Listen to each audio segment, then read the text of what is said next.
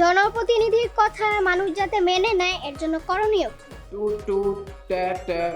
এর জন্য এলাকার শিক্ষক, ডাক্তার, সমাজকর্মী, মসজিদের ইমাম, কৃষক, শ্রমিক সহ এলাকার সব পেশার মানুষকে একত্রিত করে একটি নাগরিক কমিটি গঠন করতে হবে। নাগরিক কমিটির সমর্থন নিয়ে ন্যায়সঙ্গত রায় বাস্তবায়ন করতে হবে।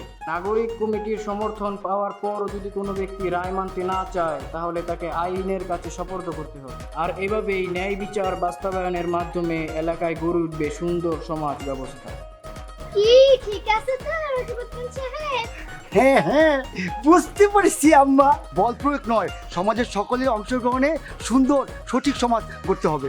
আমি প্রতিজ্ঞা করতেছি এবার সকলের ভোটে জয়যুক্ত হলে ম্যানুয়াল রোবটের পরামর্শ কাজে লাগিয়ে একটি আধুনিক সমাজ ব্যবস্থা গড়ে তুলব, যেখানে সমাজের ধনী গরিব সকলেই সমান নাগরিক মর্যাদা উপভোগ করতে পারে। ইনশাল্লাহ।